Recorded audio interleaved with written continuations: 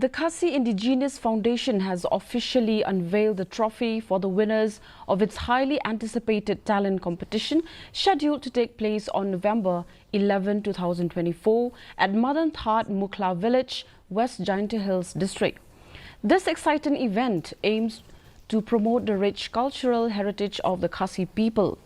The competition has attracted an impressive 30 participants, with only 10 selected as finalists.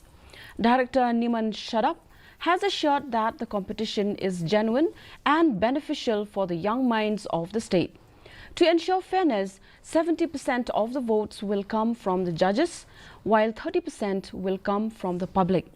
The event was graced by staffing Padak Khasi as the chief guest who launched the trophy.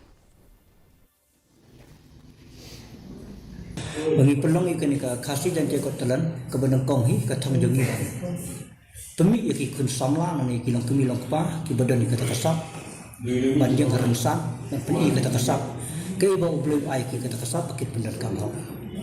Tekaba arpat pemba ngi pensyan ika por sekepor kene unde ban ang ban yedi ika taka kebut nani bandi ika takasap.